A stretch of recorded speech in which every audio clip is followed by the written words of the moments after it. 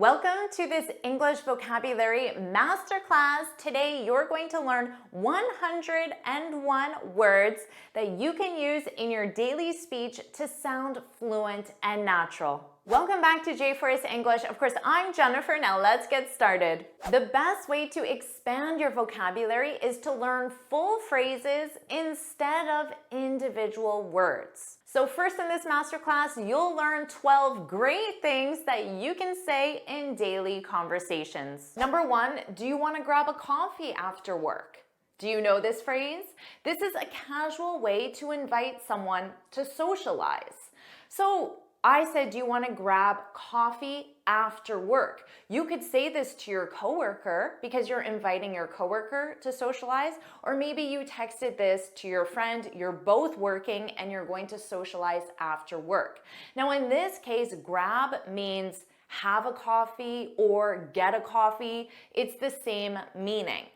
And you can use this with coffee, tea, lunch, dinner, or a bite. A bite means a meal, but careful because you cannot say, do you want to grab a movie? Do you want to grab a walk? Do you want to grab a football game? You can't say these things, but you can use this expression with any food or drink. So you can say, let's grab a coffee this weekend. You can use whatever time reference you want. We should grab a coffee this week. We need to grab coffee soon. When are you free to grab coffee? So many alternative ways to say this. Do you want to grab dinner sometime? You want to grab breakfast? You want to grab a coffee? Don't worry about taking notes because I summarize everything in a free lesson PDF. You can find the link in the description. Number two, you bet. You bet. I use this expression every day, and now you can too. This is a casual way to affirm something. It's the same as saying definitely or absolutely. So let's say your friend texts you and says, let's grab a coffee this weekend. You can reply back to affirm this request or invitation and say, you bet. You bet. Your friend or your sister or your girlfriend, wife might say, do you want to go shopping this weekend? Again, to affirm that casually like a native speaker, you can say, you bet. Or are you ready to go? Now you're affirming that yes, you are ready to go. So you can simply say, you bet, I'm ready to go, but just say, you bet. So I can ask you, are you ready to move on to the next expression?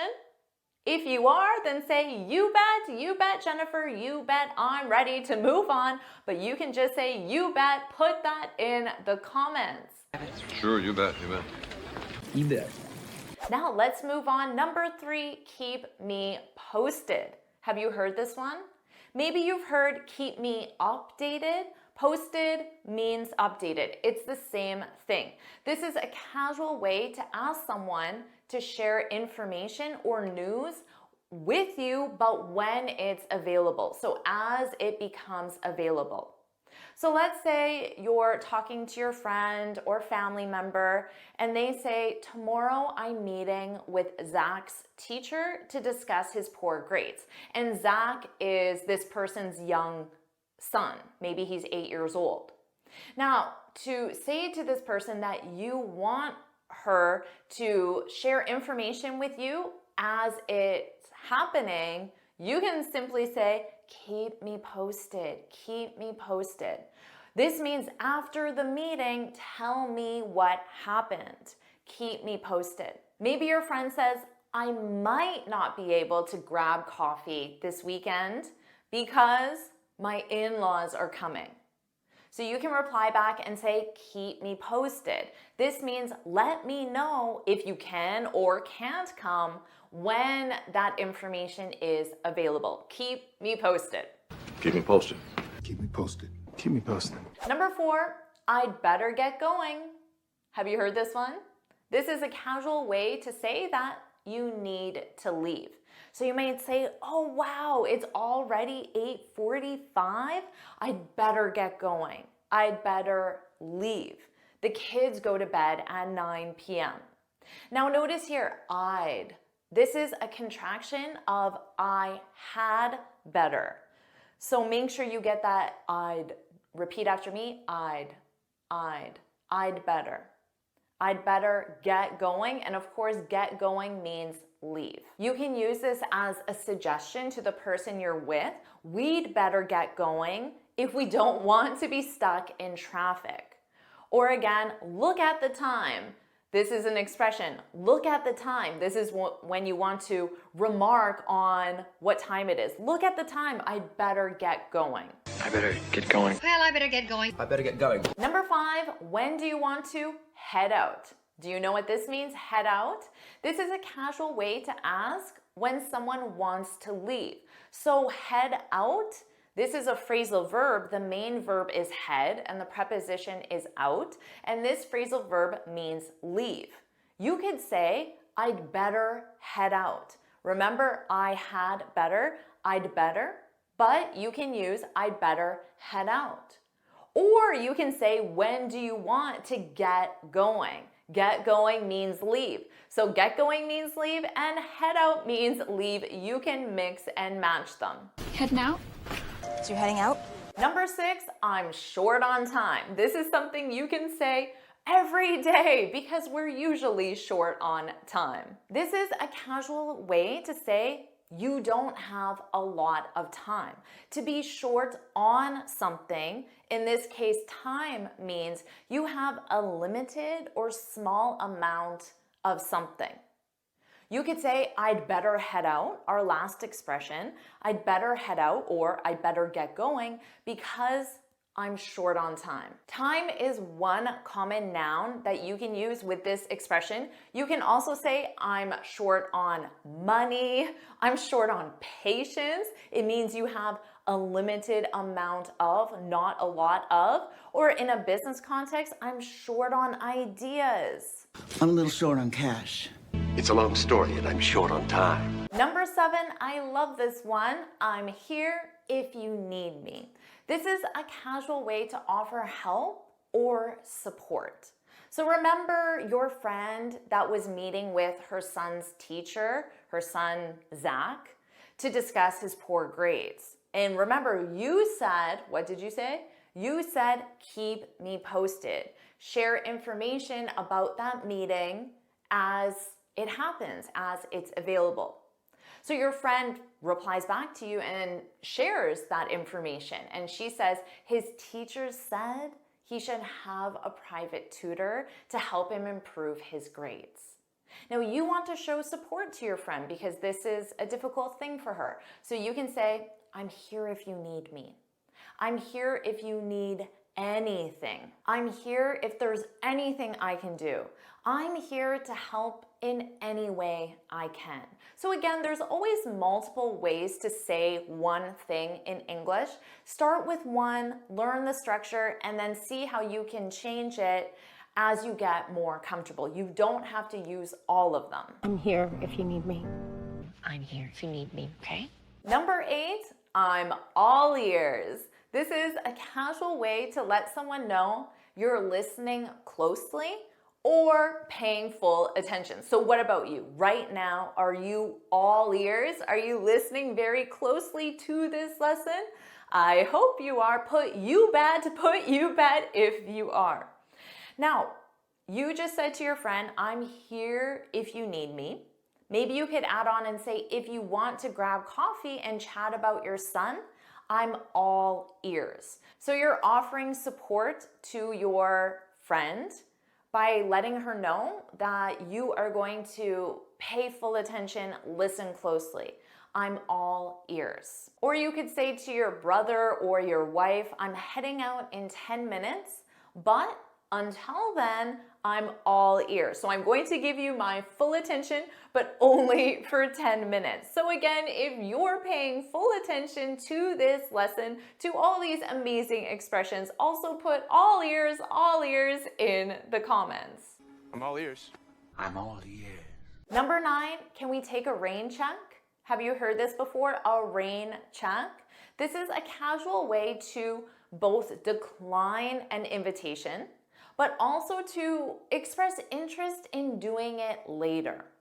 So you could say to your friend or coworker, I'd love to grab a bite tonight, but I have a big meeting tomorrow.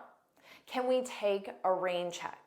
So you're letting your friend or coworker know, not tonight, but hopefully in the future. But this is a very general expression because you don't have a specific plan to meet again. So you would have to arrange the specifics.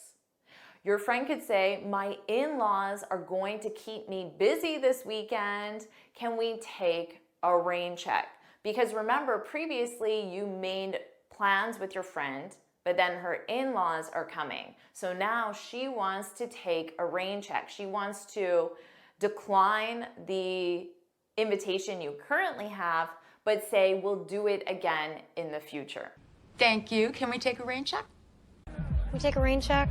All right. Number 10, let's play it by ear. This is an expression I use a lot because I love playing things by ear. This is a casual way to suggest being flexible and deciding as things happen. So if you play something by ear, it means you decide as you go along. Remember your friend said, I need to take a rain check? Maybe she could add on and say, I should be free next weekend. I'll keep you posted. I'll share that information as it becomes available. You can reply back and say, no worries, let's just play it by ear. So you're letting your friend know that you'll go for coffee, you'll grab coffee whenever it makes sense for both of you. You're being flexible. You don't need a specific time. You're just going to play it by ear. Or if you're going out for a family dinner, someone might say, should we make a reservation? But then you can say, let's play it by ear and see how we feel. Because if you make a reservation, you have to be there at a specific time and you have to go to that specific restaurant. But maybe you want to be more flexible. You want to play it by ear. You're right. Let's play it by ear. Let's play that one by ear, okay? Let's play this one by ear. Number 11, hang in there. This is a casual way to encourage someone to persist through a tough situation. Hang in there is the same as saying, keep strong, keep going, don't give up. This expression became very popular because of this poster with a cat hanging from a rope, and the caption is, hang in there. This poster is seen in office buildings around the world, most likely, maybe even in your country, and in people's homes. It's a very popular poster, so the expression is very popular as well. Maybe your friend sends you a text and says, my in-laws are driving me crazy. Do you know that expression? Are driving me crazy. They are producing a lot of negativity or negative emotion in me. They're driving me crazy. But then you can reply back and say, hang in there, be strong, get through this situation, hang in there. They're leaving in 2 days.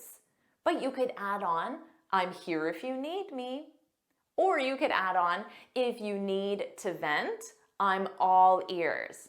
Do you know what to vent means?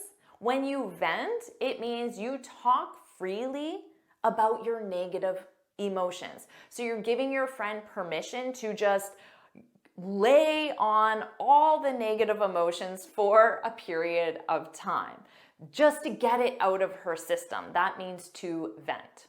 Hang in there, Andre. Hang in there. Number 12, take care. I'm sure you know this one, but I want you to feel confident using it. This is a casual way to say goodbye, and it adds on a caring tone.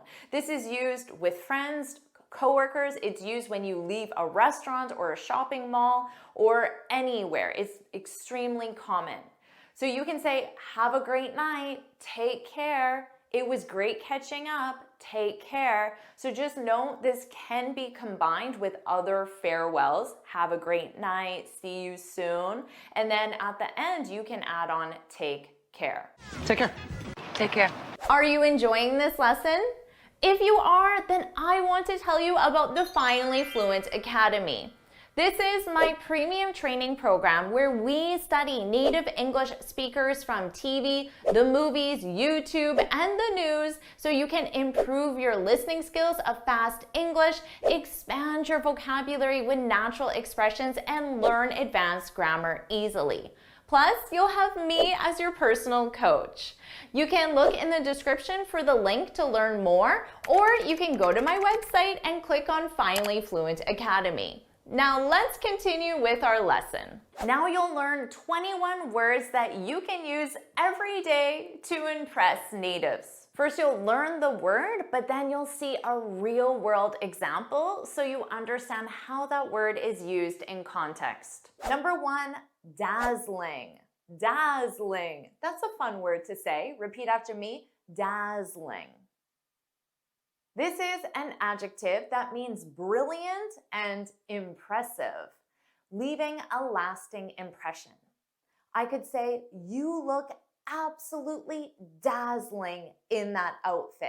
And notice how I added absolutely to make it even stronger. Or I could say she started her presentation with a dazzling smile. So what do you think of my smile? Is it dazzling? If it is, then put dazzling in the comments, because putting it in the comments will help you remember it. Put dazzling in the comments.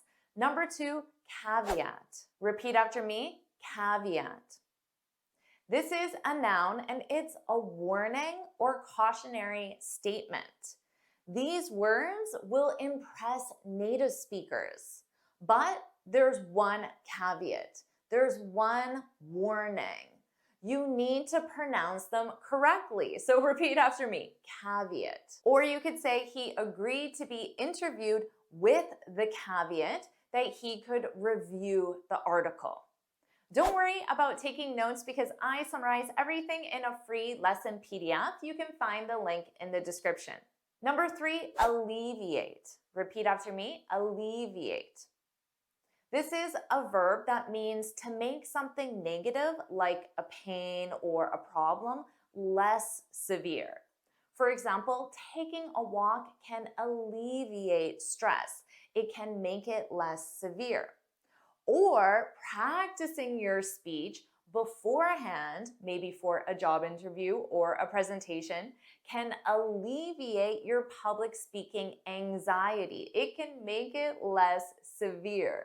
So make sure you practice. Number 4, a fun one to say, conundrum. Repeat after me, conundrum.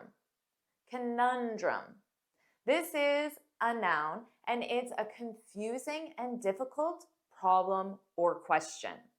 He faced a conundrum. So notice that verb is face. You face a conundrum. He faced a conundrum about which job offer to accept.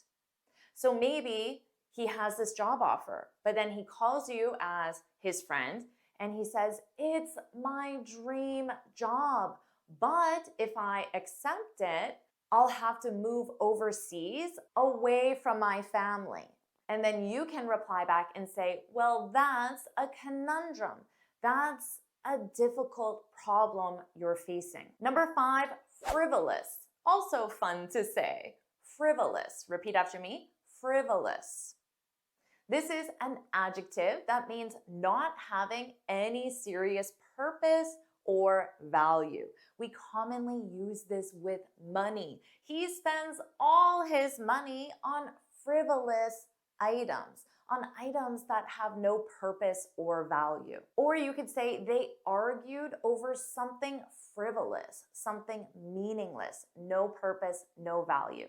Hopefully you're thinking this lesson isn't frivolous, which means it does have purpose and it does provide you value. So this lesson isn't frivolous. Would you agree? Put that's right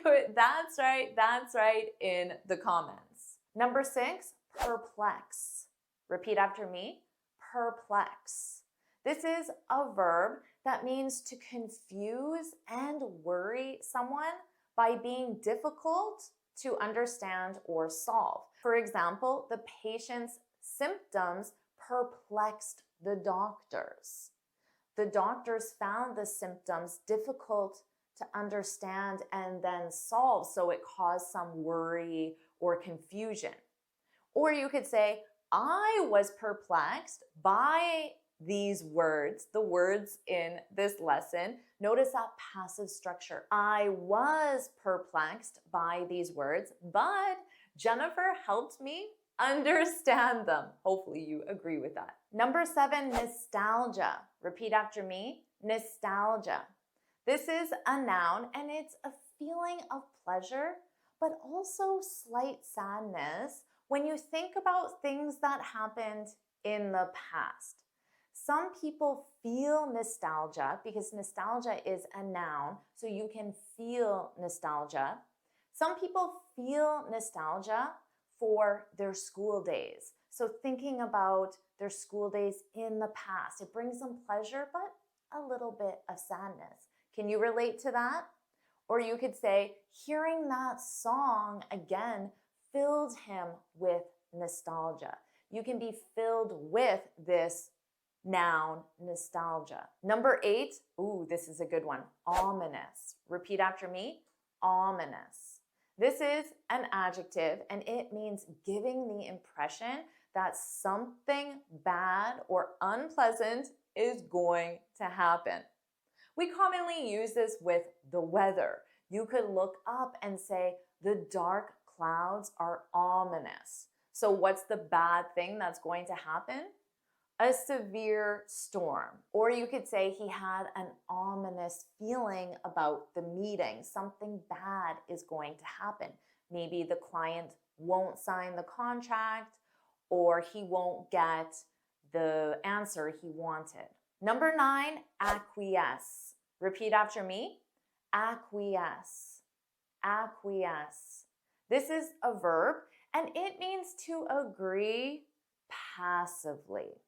So to agree, but you don't really want to. You don't want to initially, but you eventually say, okay, I acquiesce. For example, I wanted to go to Hawaii, but my husband wanted to go to Iceland.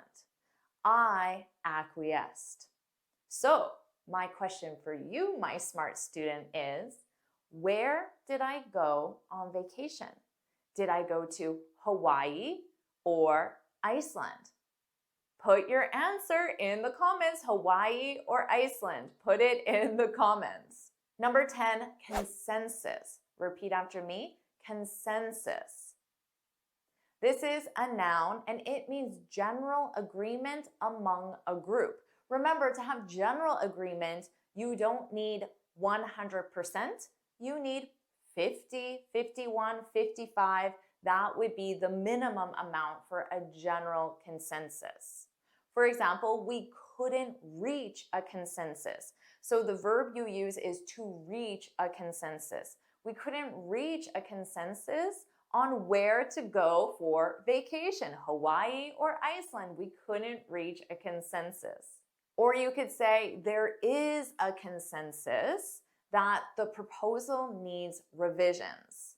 So this means that the majority of people agree that the proposal needs revisions. Number 11, itinerary. I'm always surprised when my students, even my advanced students, don't know this word because it's so commonly used. Repeat after me, itinerary. This is a noun and it's a detailed plan or route for an event or vacation. For example, have you planned your itinerary for Iceland? Because remember, I acquiesced, so I agreed with my husband who wanted to go to Iceland even though I wanted to go to Hawaii. Did you understand that? Did you get that? So have you planned your itinerary for Iceland yet? So the itinerary would tell you what activities you're doing on each day of that trip. Or you could say, we have a very busy itinerary, all the things you have planned. Now, don't confuse this with the next word, number 12, agenda. Repeat after me, agenda. Most students know this, but don't confuse it with an itinerary because an agenda is a list of items to be discussed at a meeting. So you can ask, what's the agenda for the meeting? Or what's the first item on the agenda?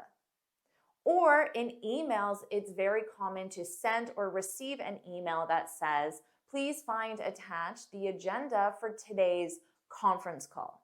Number 13, lucrative. Lucrative. Repeat after me, lucrative.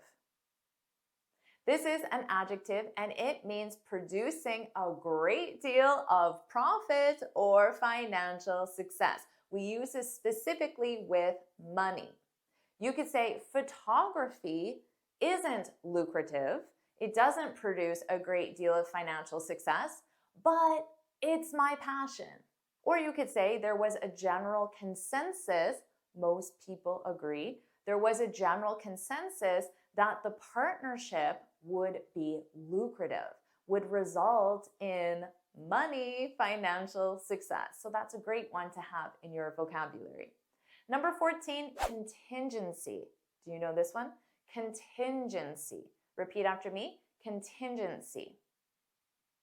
This is a noun and it's a future event or circumstance which is possible but cannot be predicted with certainty. So it's possible but not guaranteed. Here's how this word is most commonly used. We need a contingency plan in case of an emergency. So this is a plan about a potential circumstance that's possible but not guaranteed. And the plan, the contingency plan, will tell you what to do in the event of an emergency. Or you could say, we must prepare for all possible contingencies. Number 15, tangible. Repeat after me, tangible. This is a noun and it means real, something you can touch, show, or even experience. For example, the project resulted in tangible benefits. I can show you the benefits on a chart. You can touch the benefits such as money, or you have an experience such as doing something because of those benefits. It's tangible. Or you might say, we need tangible evidence to support our claims. You need evidence that people can touch, see, or experience. It must be tangible. This is commonly used with assets because there are tangible assets such as machinery and buildings. You can touch them, you can look at them, they're real. Number 16, incentive. Repeat after me, incentive. This is a noun and it's a thing that motivates or encourages someone to do something. So for example, I need to give you and all of my students an incentive to subscribe. I need to encourage you to subscribe by providing something of value.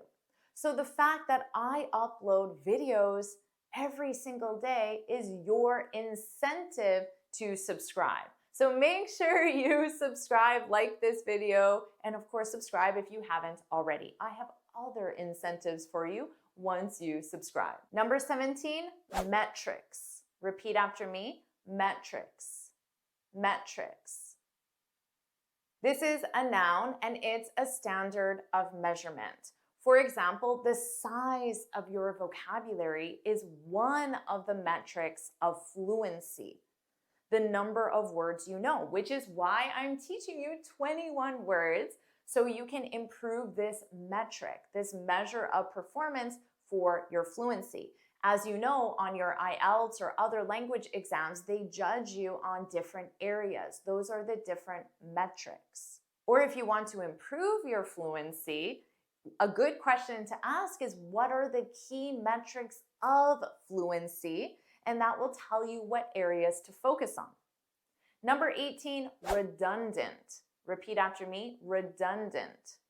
Redundant. This is a noun and it means not or no longer needed or useful. For example, some tasks have become redundant due to automation, AI, ChatGPT. Or you could say typewriters are now redundant. They're no longer used, although they were once the only device that people had to write with. So can you think of something in today's modern world that is now redundant? My example was a typewriter. Share your own example in the comments below, just for fun. Number 19, streamline. Streamline. Repeat after me, streamline.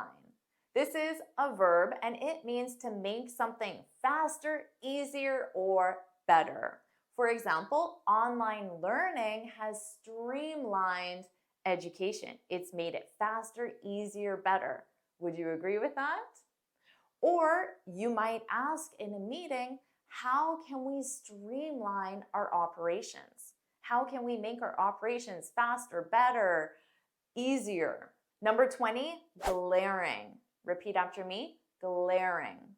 This is an adjective and it's when something bad is extremely obvious. It's glaring. For example, we can't hire her. She made glaring spelling mistakes in her CV. So when you look at the CV, the spelling mistakes are extremely obvious. They're glaring. So that CV is going in the garbage. Or you could say there was a glaring contradiction in his statement. The contradiction was extremely obvious.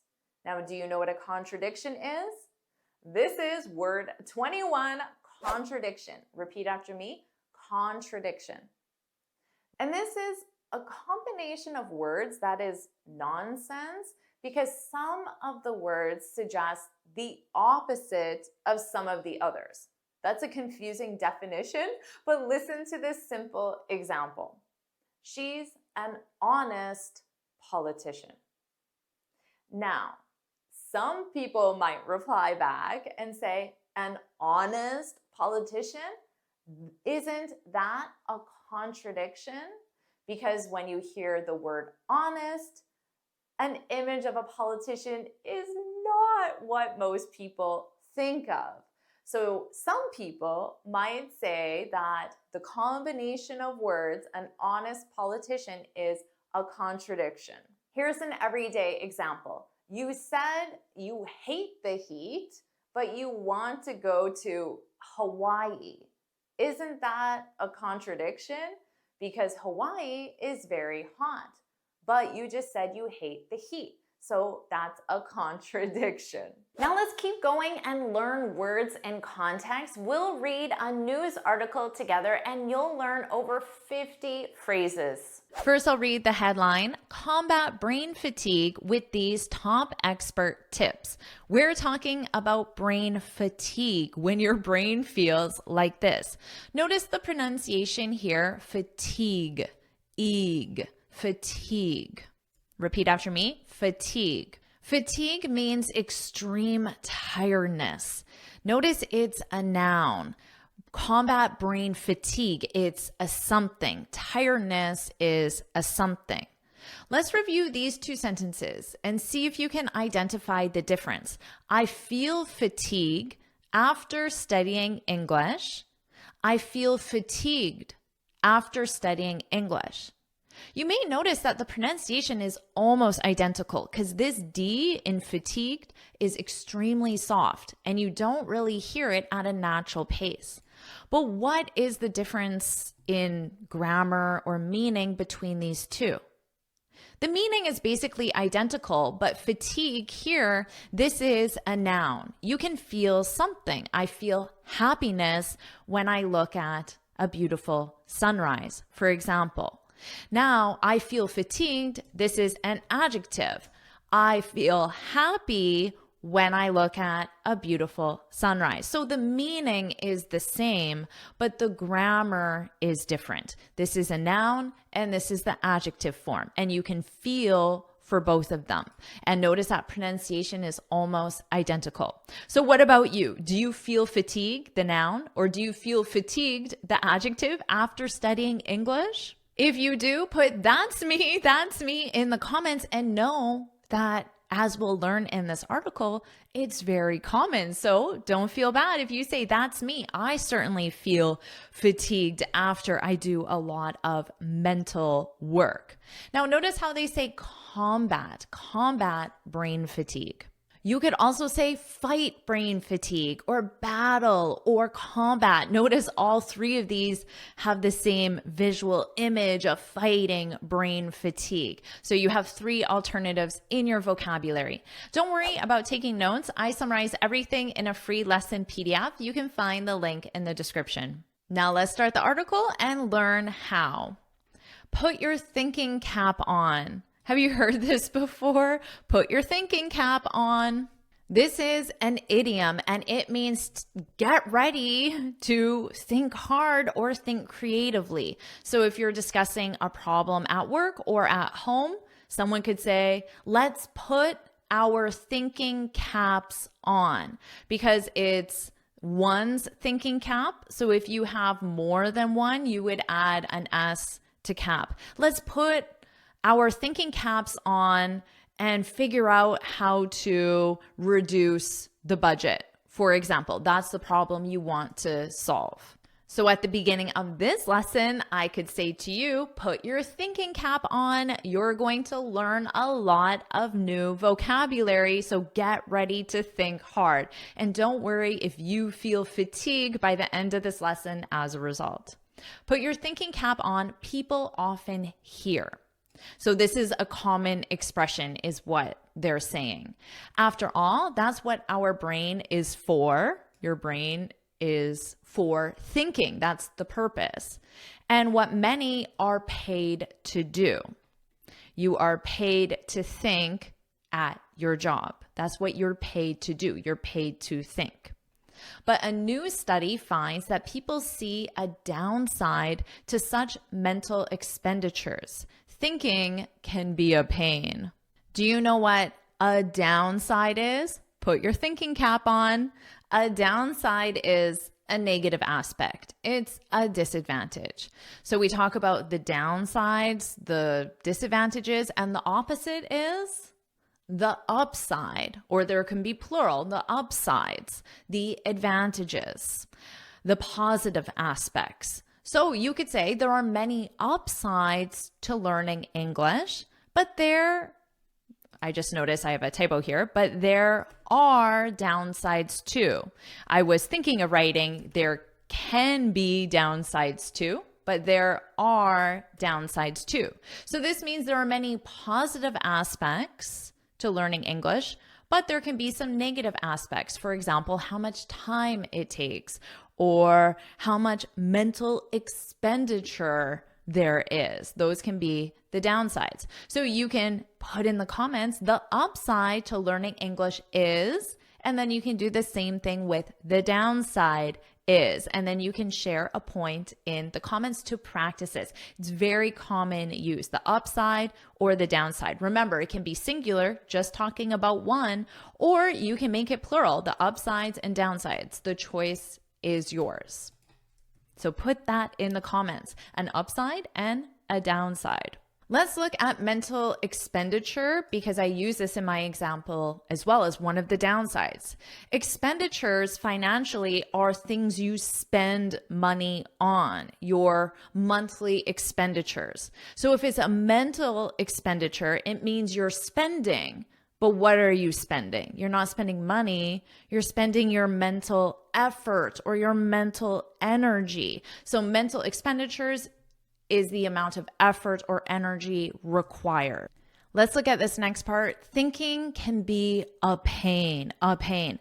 To describe something as a pain, it can be painful, meaning physical. I have a pain. Oh, I have a pain. This means my neck hurts.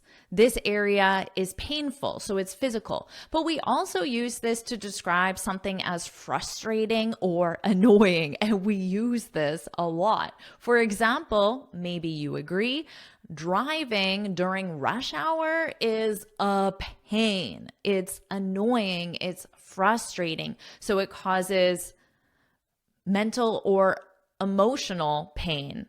Driving during rush hour is a pain. You can put that's right or that's right instead of that's me. Put that's right in the comments if you agree that this is a pain. So just remember, grammatically, it's to be, and then you need this article, a pain. So something, that's why we have this gerund verb. Something is your verb to be a pain. Again, if you agree that this is a pain, put that's right in the comments. Such work isn't actual pain, of course, because remember, we talked about something can be painful physically or just frustrating, annoying. So the mental expenditure, such work, the mental expenditure, isn't actual pain, of course. Your brain has no nerve ending, so your brain does not feel pain. I didn't know that. Did you know that? So a pain in the brain is not like having a pain in the neck. And that's the exact example I gave before. Oh, a pain. And it's interesting because this full expression is the idiom. So you could say driving during rush hour is a pain in the neck is the full expression to say that something is frustrating or annoying. But native speakers generally just leave out in the neck and just say a pain. So I expanded that with the full expression, but it's in brackets to show you that it's optional. And honestly, it's more common to just say a pain.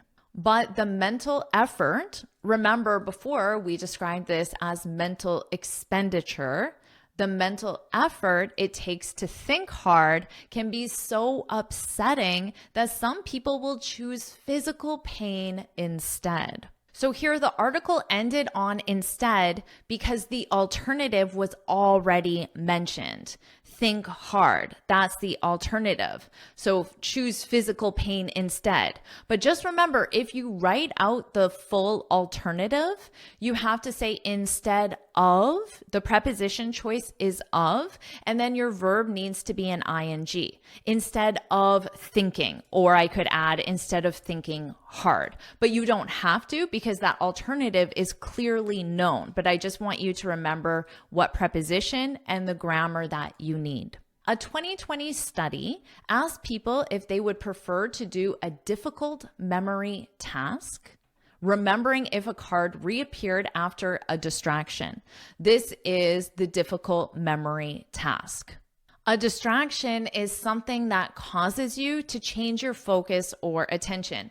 Right now, you're focusing on this lesson, hopefully, but then if you heard a noise in the other room, you might want to go see what happened. You leave this lesson. So that noise was a distraction. It caused you to change your focus or your attention. We use this a lot in the verb form, to be distracted, to be distracted. Notice that's the passive form. So you have your verb to be that needs to be conjugated, and then distracted is always in the ed form. You could say, sorry, I was distracted. Sorry, I didn't hear you. I was distracted.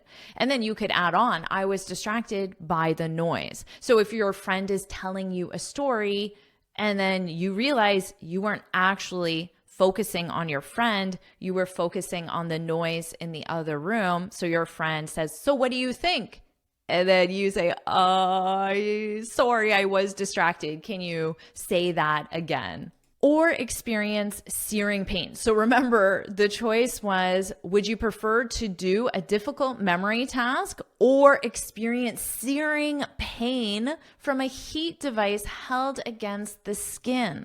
Notice how my tone changed when I read that, because the adjective a searing pain, that sounds like an extreme pain. So if you burn your finger, if you do it just like that, it probably wouldn't be searing. But if you hold your finger on a heat source, then that would result in a searing pain, an extreme pain. Before we move on, notice they said prefer to do a difficult memory task. Verbs of preference often use the gerund, but some of them are flexible. Prefer is one of those verbs. So you can say prefer doing or prefer to do. In this case, they use prefer to do, remember, a difficult memory task, or experience searing, extreme, intense pain from a heat device held against the skin. Which would you prefer? Number 1, the difficult memory task, or number 2, the searing pain? Put 1 or 2, put your choice in the comments. 1 or 2, put it in the comments. When the pain was minor, most people chose the heat. To me, this is a slight contradiction because the definition of searing pain is extreme or intense. So it isn't minor, because a minor pain isn't a searing pain, to be honest. When the pain was minor, more people chose the heat. But that number dropped as the pain increased. So as it moved closer to being a searing pain, more people chose the difficult memory task. However, 28% of the participants still chose physical pain over mental strain. So mental strain represents the expenditure, the effort, or the energy. Strain is also a noun, and it has the same meaning as fatigue, extreme tiredness. Personally, I hear the word strain being used most with eyes. A lot of people talk about eye strain, especially from staring at a screen all day. So you might say, my eyes become strained. So this is the adjective ed, strained, and then this is your verb. My eyes become strained at the end of the day after staring at a computer. Or you could ask, do you know how I can combat eye strain? So just as they talked about combat brain fatigue, fight against or battle brain fatigue, you can use combat eye strain or battle eye strain. You could say eye fatigue, but I hear the word strain used specifically with your eyes. Is that a problem you have from staring at a computer all day? So mental strain, mental fatigue, even when the pain was most intense. So the pain was searing, and that was 28% of participants. How can this be? How could 28% of people choose a searing pain over a mental task? After all, many do puzzles, play chess, or challenge their brains in all sorts of ways during their spare time. Notice these verbs. You do puzzles, but you play chess. So in English, you just have to memorize what verb goes with certain activities. Sometimes the choice is between do or make, but in this case, we have do or play. And of course, spare time is one's leisure time, the time they have when they're not working, they're not doing chores at home. They get to relax and perhaps play chess or do a puzzle. Yet even in those scenarios, the scenarios where people are doing puzzles or playing chess or challenging their brains in other ways. So those are the scenarios. Even in those scenarios, studies in the review found people complained about the mental effort. So if you complain about something, it means you express your negative feelings or opinions about it. I could say some students complained. So complain is a verb. In this case, it's in the past simple form because it's a completed past action. Some students complained that this lesson was too long. So you can use the verb complain plus a clause. A clause is a subject. This lesson, a verb, was, and then the rest of the sentence. A clause is a standalone sentence. So if I take this lesson was too long, that is correct as a sentence on its own. So you can use complain that and then a clause, or you can complain about, but if you use about, you need a something. Some students complained about this lesson. Now, this is the actual complaint. Now, notice a complaint, this is the noun form. So if I saw this, this is a complaint. It's a noun. This lesson was too long. And then there's some sort of negative emoji because you're not satisfied or happy when you complain. And of course, it's your right to complain as a consumer, as a student, as a viewer, but I certainly hope you don't have any complaints using it as the noun. I hope you don't have any complaints about this lesson, but if you do, please share them because I will learn from them. Let's continue.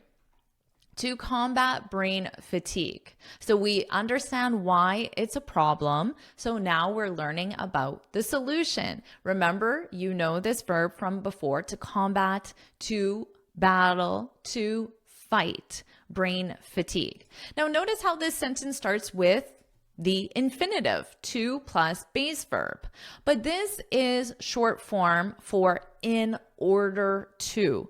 In order to. Native speakers just drop the in order and just use the infinitive. But if you see this, you know it represents in order to. In order to combat brain fatigue, and then following, you will have a clause as well. Now you know what a clause is. It's a complete sentence with the subject, a verb, and the rest of the sentence, the object. You can schedule regular breaks. So this is how you are going to combat brain fatigue. It may seem like you are interrupting your mental flow by getting up in the middle of a task, but a break, especially a physical one such as a walk outside, refreshes and boosts brain power, experts say. Now, of course, a break is a period of rest from an activity or work. After I record this video, I am going to take a break. I'll probably make a cup of tea and then come back to work. So a quick 5-minute break to prevent eye strain, to combat eye strain and mental fatigue. So notice that verb, you take a break, meaning one, but you can take breaks, which means multiple. But the verb we use is to take a break. Now, to interrupt, you might know this, is similar to a distraction. You are interrupted by a distraction. The verb to interrupt is when you stop something, usually for a short period of time. So you're working and then a break interrupts your mental flow. It stops your mental flow for a period of time.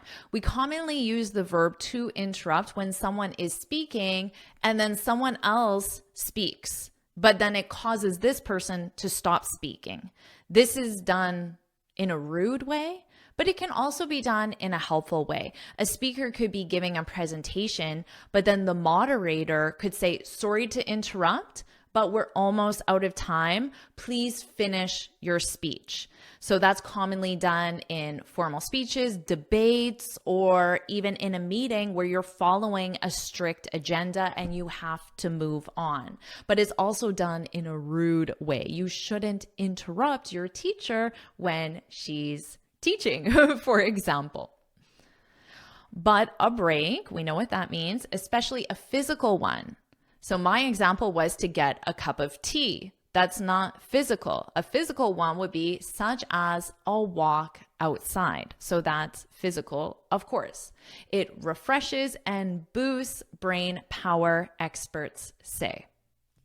Let's practice this. When I take a break, notice this is in the present simple because when represents whenever. Whenever I take a break, when I take a break, I always is a keyword for the present simple as well. So your activity will be in the present simple. I shared mine. When I take a break, I always get a cup of tea.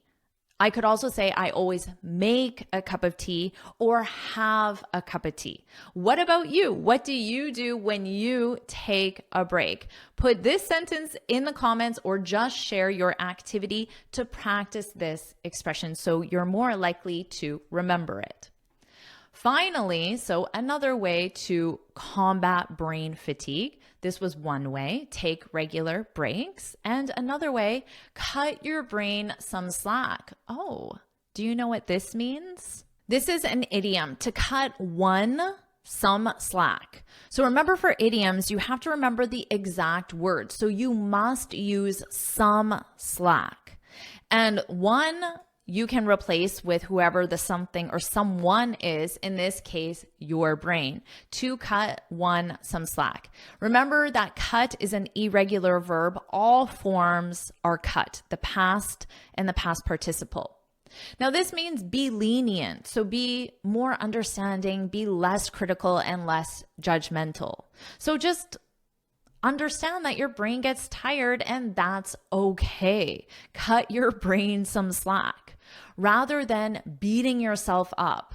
Okay, so to physically beat someone up is to hurt them physically. But to beat yourself up is to be very critical of yourself. So students do this all the time. My English is terrible.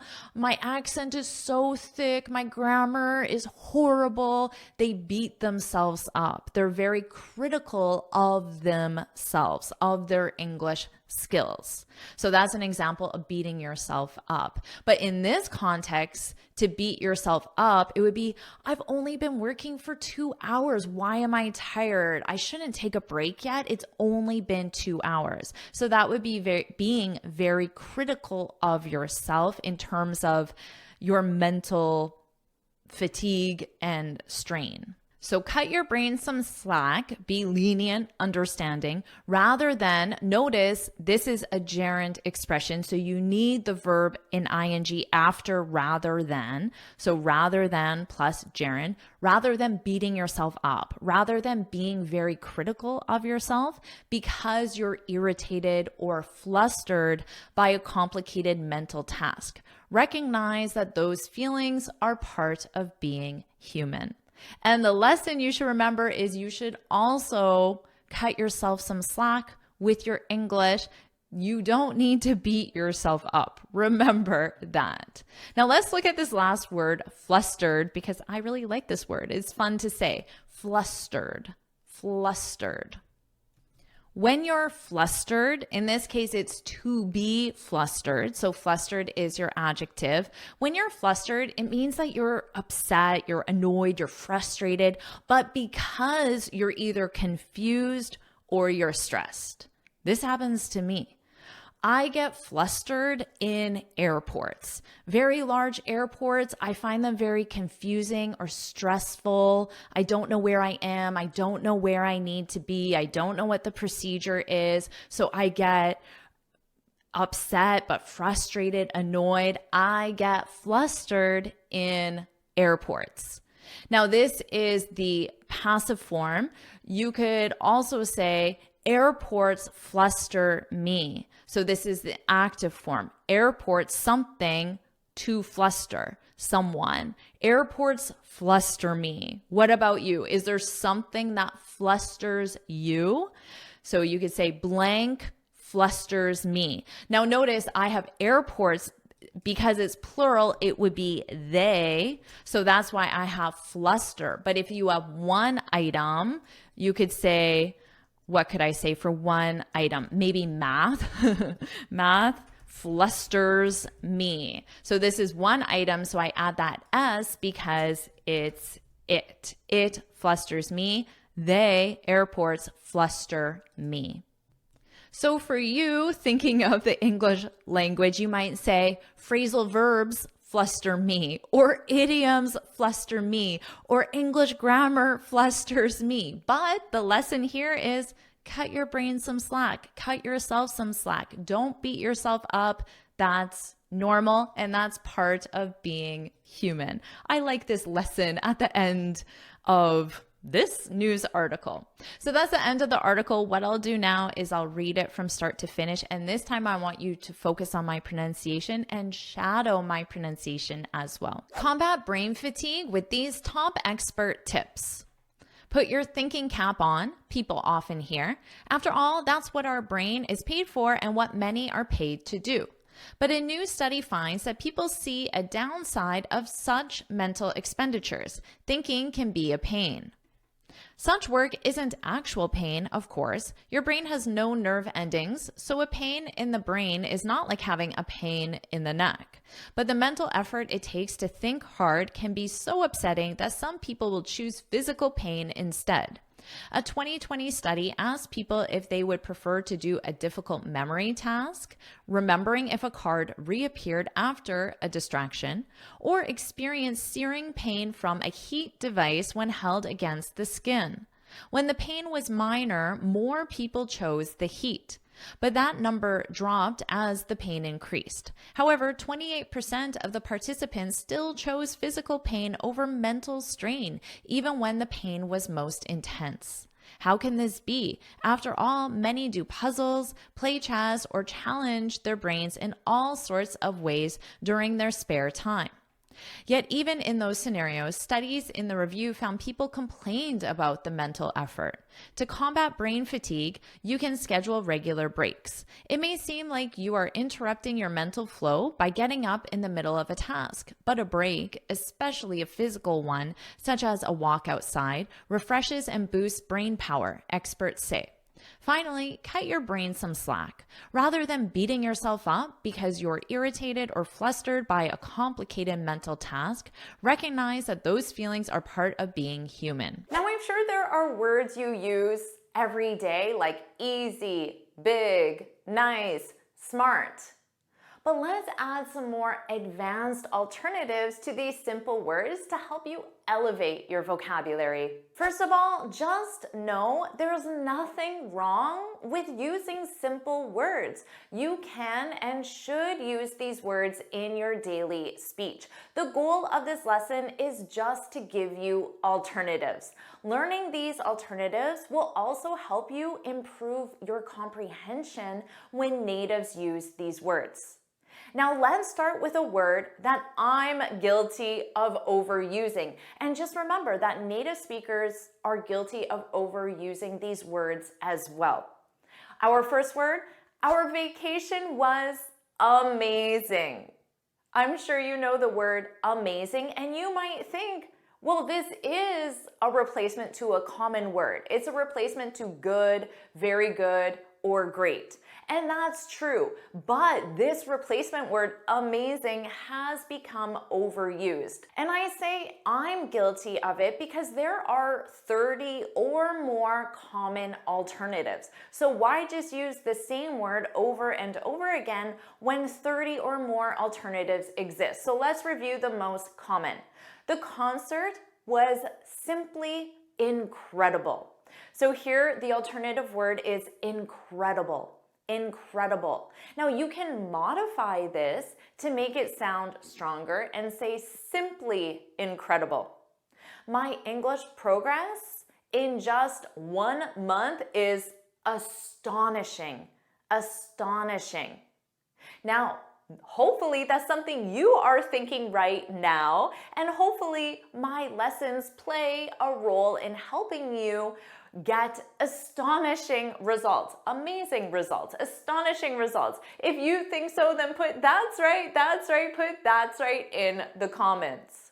We also use amazing to describe scenery or buildings or situations even. For example, the sunset was breathtaking, to use a replacement to amazing.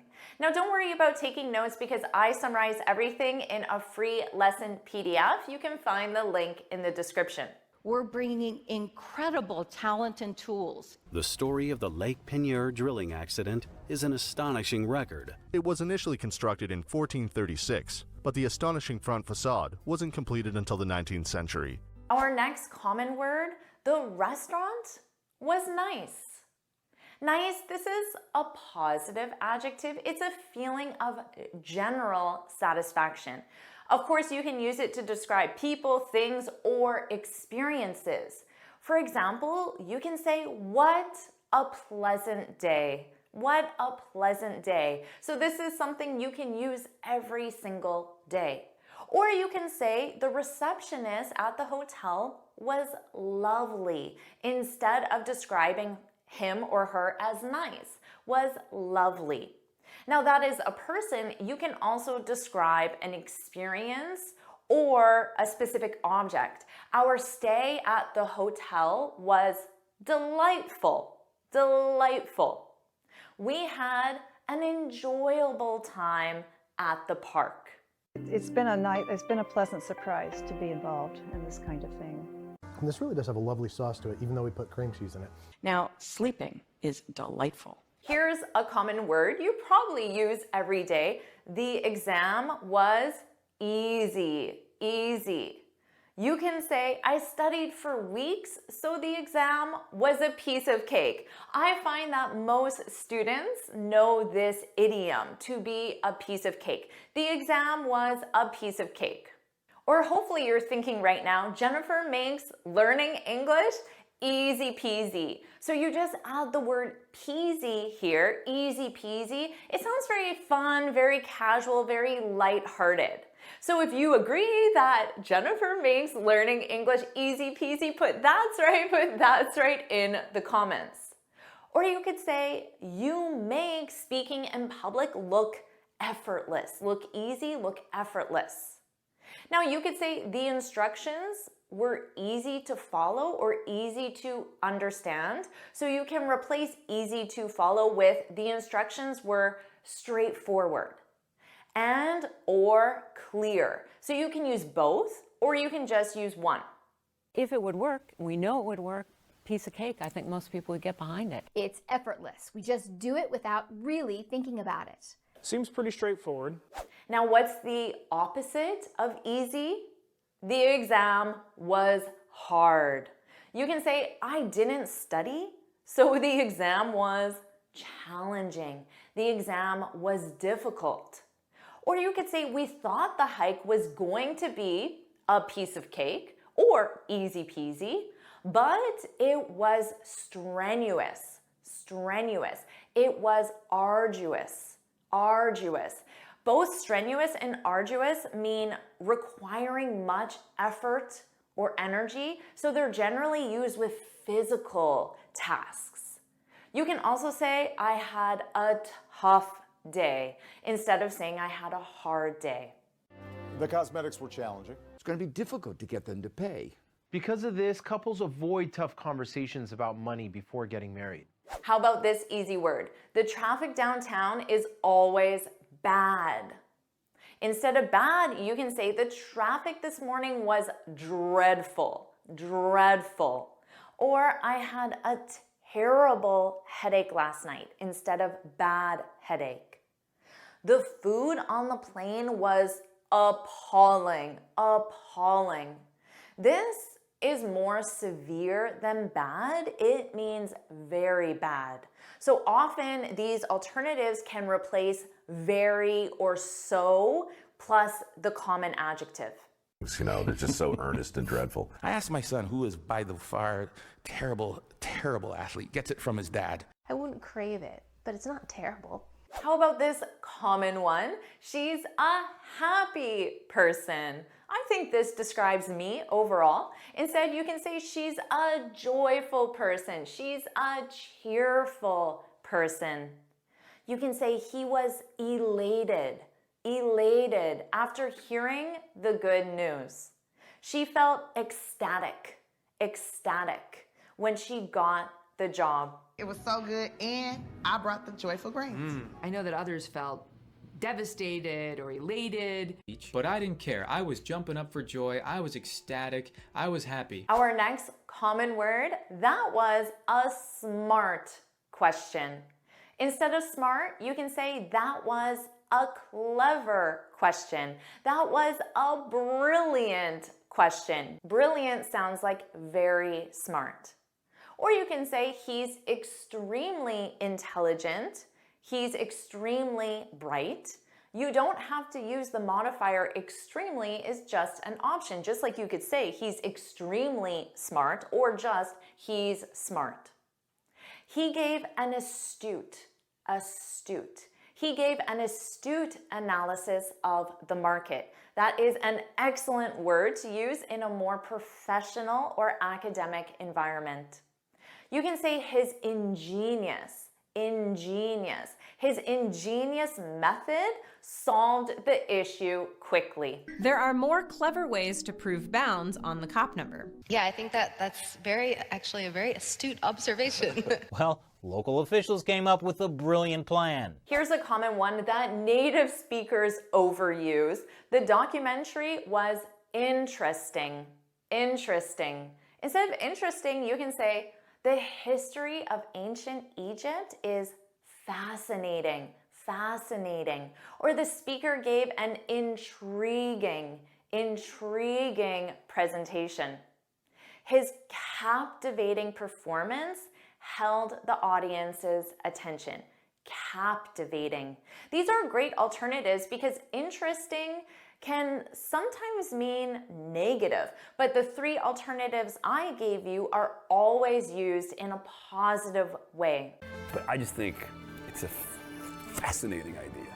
I think it's so captivating to see this couple in this really intense night of their lives. I find the definition of compassion is a fascinating one, and it's not one that I hear people talk about. Our next common word, thanks for the beautiful flowers. Again, there is nothing wrong with saying beautiful, but there are so many beautiful alternatives, like the word gorgeous. Her garden is gorgeous.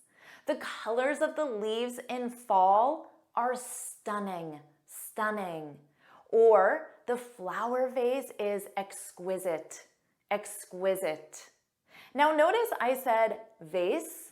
Both pronunciations, vase, which rhymes with face, and vase, which has an ah but a z sound, both are used in American English, which is interesting because vase is the American pronunciation and vase is the British pronunciation, and generally in American English we don't adopt British pronunciation, but for this specific word, vase or vase, both are commonly used in North America. There are kind, loving men looking for a gorgeous woman like you. Deep sea corals actually come in a stunning array of brilliant color. Cahal was in awe of its exquisite detail, both as a scientist and an artist. Our next common word, I have an important meeting this afternoon. How many times do you describe something as important? I know I sure use it a lot. Instead, you can say the meeting is crucial. Or this is a significant opportunity for our company. You can say it's vital, or it's essential to get enough rest before the exam. But their influence is crucial in the development of their children. Now, the site is a work in progress, but it's significant progress because it's designed with the users who matter most. Having these vital money talks before getting married will prepare you to have them during marriage from a place of honesty and understanding. Our next common word, the movie was funny. Instead of funny, you can say the comedian is hilarious. This sounds like very funny. Or her reaction was humorous. Her reaction was comical. Instead of saying you're very funny, you can say you're very witty. Keep in mind though that this means funny in a clever way. So it does have a slightly different meaning from funny, but it's a great alternative to know. Made-up nonsense gibberish is frequently hilarious. He's very keen on, his work is very humorous anyway. He was a very witty, very wise man. How about this common word? I made a big mistake rejecting the job offer. You can say it was a substantial mistake, but we can fix it. Or this is an enormous. That sounds like very big. Enormous project. You can use enormous to describe objects. You can also use massive. Elephants are massive. Elephants are enormous. We've come to a very substantial phase 1 deal. All these things are areas where we've made an enormous investment, and there have been significant payoffs. These are massive machines. And what's the opposite of big? It was a small mistake. A small mistake. Let's review some common alternatives. Don't be mad. It's a tiny mistake. We can fix it. Tiny is very small. So if you want to minimize the importance of a mistake, you can say it was a tiny mistake. Here's a great one. I made some minor changes to the report. Minor changes. Or you could describe an object and say only compact cars can park here. It's an alternative to saying small cars. Only compact cars can park here. With money or resources, you can say we invested a modest amount of money.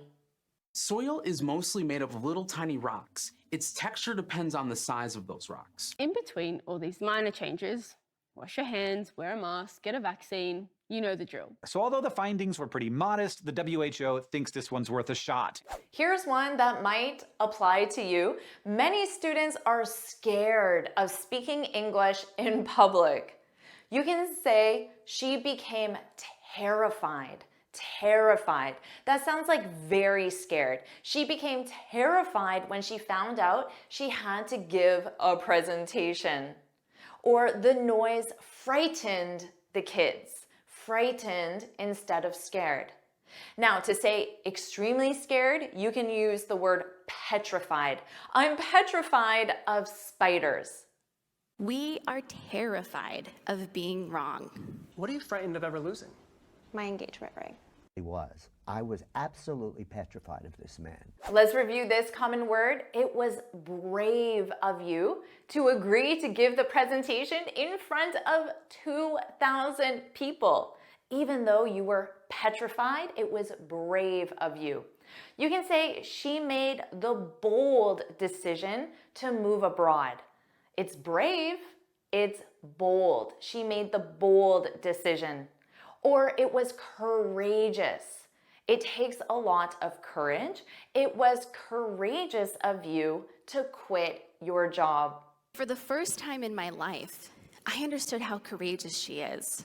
So we were so proud of him because he was so courageous, so visionary. Now, that's a pretty bold statement. The one thing you talk about every day is your daily routine. Now you'll learn how to talk about this with advanced C1 vocabulary. Let's talk about Mark's daily routine.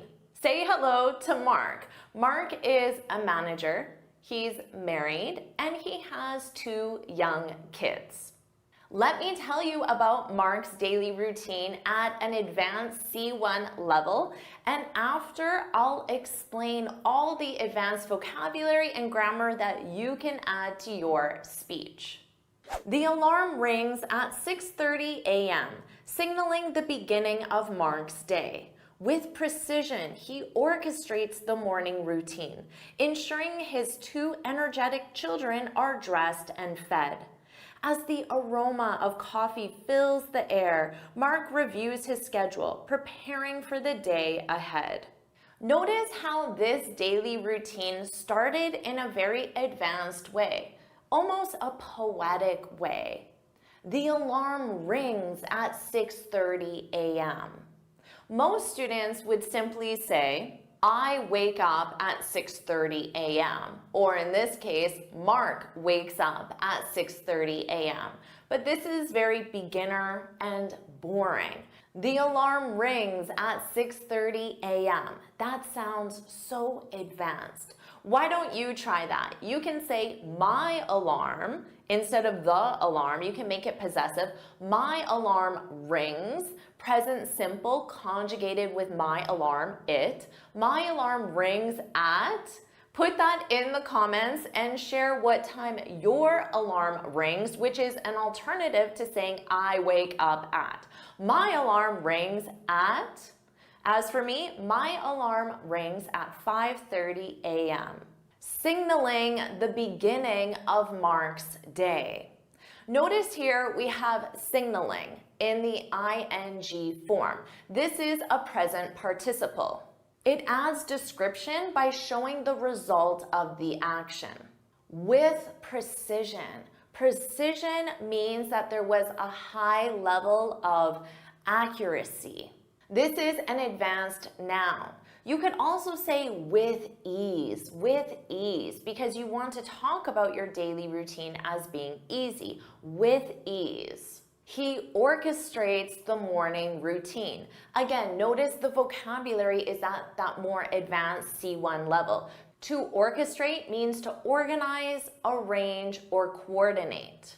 And notice those verb conjugations because we're in the present simple and it's being conjugated with the subject he. He, she, it, you need to add that s. With precision, he orchestrates the morning routine, ensuring, notice here another present participle. Again, it describes the action, ensuring his two energetic children are dressed and fed. As the aroma of coffee fills the air. Notice here, aroma is a more advanced way of saying the smell of coffee, the aroma of coffee. Mark reviews his schedule, preparing another present participle, preparing for his day ahead. Let's move on. At the office, Mark transitions into his managerial role, leading a diverse team. His day is filled with back-to-back Zoom meetings and presentations. Mark excels in conveying intricate ideas during meetings and negotiations. At the office, Mark transitions into something, his managerial role. Maybe you could say, after tending to my children, I have to transition into my marketing role, or whatever your next role is. At the office, Mark transitions into his managerial role, leading a diverse team. Again, the present participle. It describes the action. His day is filled with. To be filled with something, this means to contain a lot of.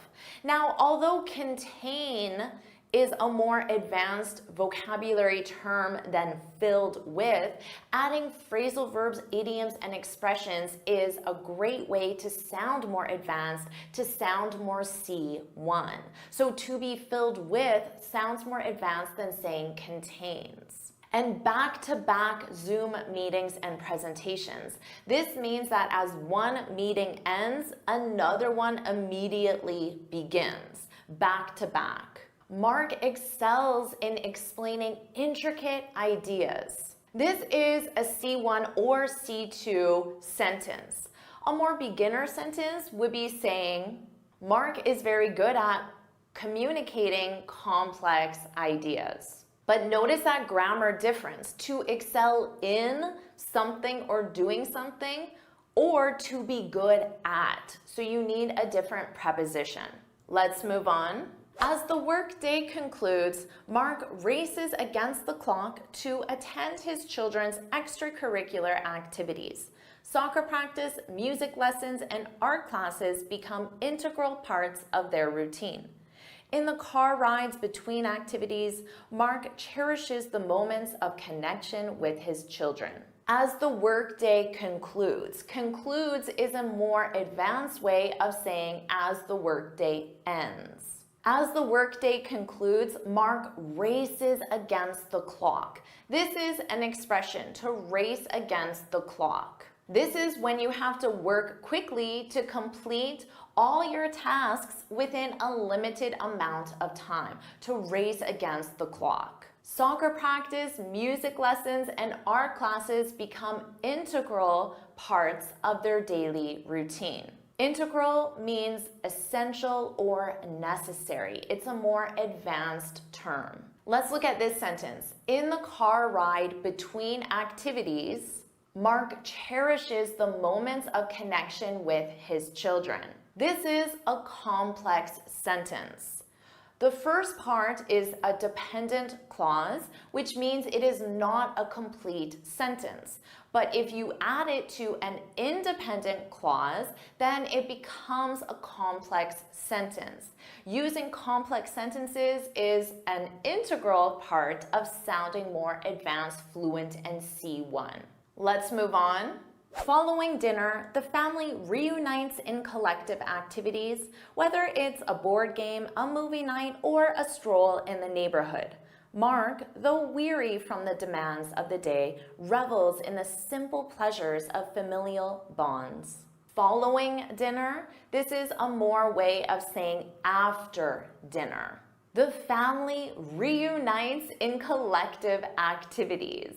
This is very advanced and again, almost poetic.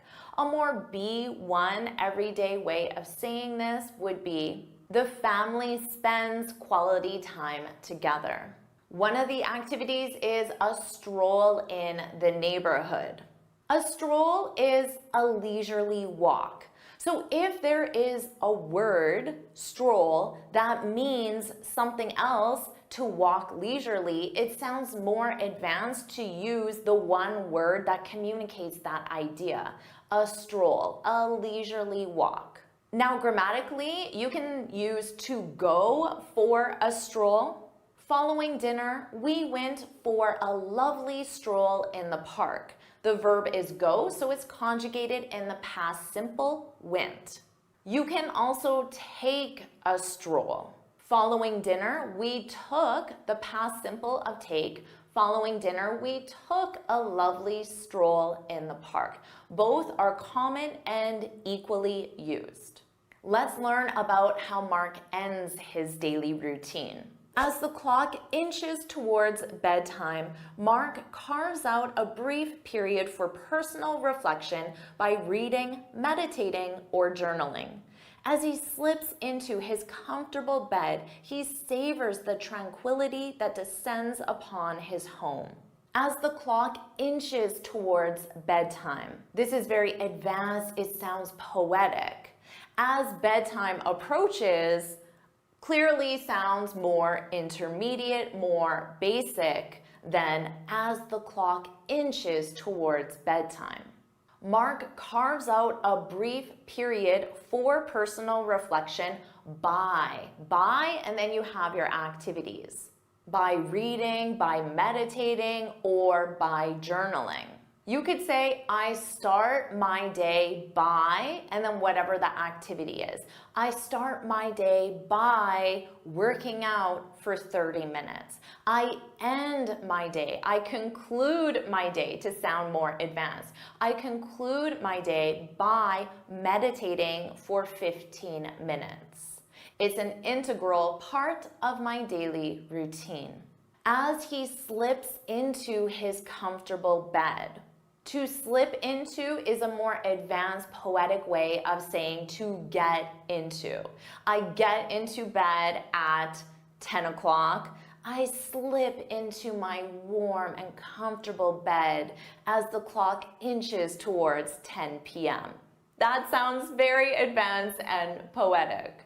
He savors, he really enjoys. He savors the tranquility, the peace and quiet. He savors the tranquility that descends upon his home. Descends, that enters, that fills his home. A B1 student might simply say, he enjoys the quiet in his home. Now let's look at this whole sentence together, which is a complex sentence. And I want you to notice the as he, and then the other part of the sentence, he. As he X, he Y. X and Y being the activities.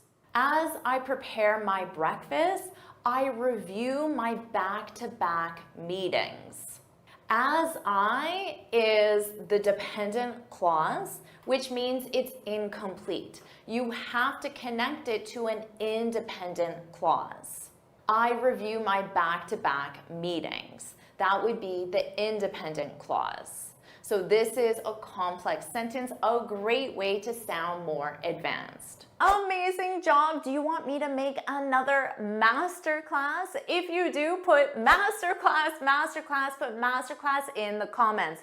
And of course, make sure you like this lesson, share it with your friends, and subscribe so you're notified every time I post a new lesson. And you can get this free speaking guide where I share 6 tips on how to speak English fluently and confidently. You can click here to download it or look for the link in the description. And you can keep expanding your vocabulary with this lesson. Watch it right now.